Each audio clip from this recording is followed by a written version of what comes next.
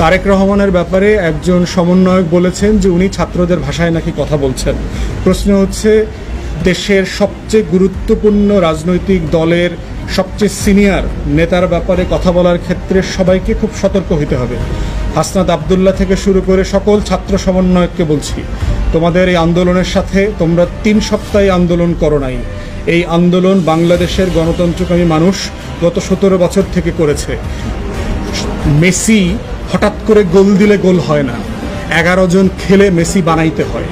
অতএব তোমরা যদি মনে করে থাকো তোমরা 3 সপ্তাহে মেসি হইছো, তোমরা 3 সপ্তাহে রোনাল্ডো হয়ে গেছো, তোমরা বোকার স্বর্গে বাস করছো। তাই সিনিয়র পলিটিশিয়ান এবং পলিটিক্যাল পার্টি নিয়ে কথা বলার ক্ষেত্রে সকল ছাত্রনেতাকে অত্যন্ত সতর্ক হইতে হবে। কোনো ফাইজলামি করবার সুযোগ কিন্তু নাই। কারণ তোমরা কে কয়জন মারামারি করছো, কোন তারিখ থেকে কোন তারিখ মারামারি করছো, তোমরা কয়জন আহত হইছো আর কয়জন নিহত হইছো, সব কিছুর গল্প আমরা জানি। তাই তারেক রহমান সম্পর্কে অবশ্যই সমালোচনা করবার অধিকার আছে সবার রাজনীতি হিসাবে, কিন্তু তারেক রহমানকে অথবা কোনো রাজনৈতিক দলের নেতাকর্মীকে হেয় করে কথা বলার কোনো রাইট নাই। কিন্তু এর মানে এটা না যে কোনো রাজনৈতিক নেতাকর্মীর সমালোচনা করা যাবে না। তার ব্যাপারে যেটা বলা হয়েছে, উনি ছাত্রদের ভাষায় কথা বলছেন। ছাত্রদের এই আন্দোলনে তো বিএনপির রোল ছিল।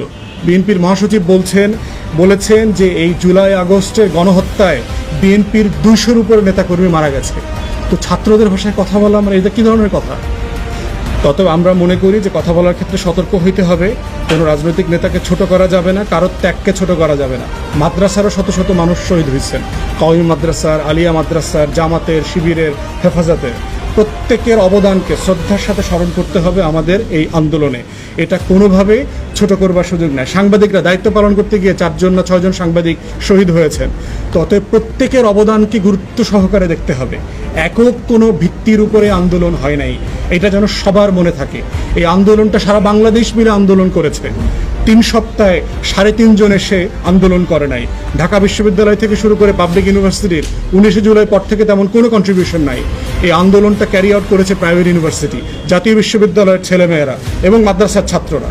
অতএব সেই আন্দোলনের ব্যাপারে সবাইকে অবদানের জায়গাটা শেয়ার করতে হবে এবং সবাইকে ন্যায্যতার ভিত্তিতে সম্মানের সাথে আন্দোলনের শেয়ার দিতে হবে। আমরা মনে করি এর বাইরের অন্য কোনো আলোচনাটা আমাদের সবার জন্য সুখকর হবে না।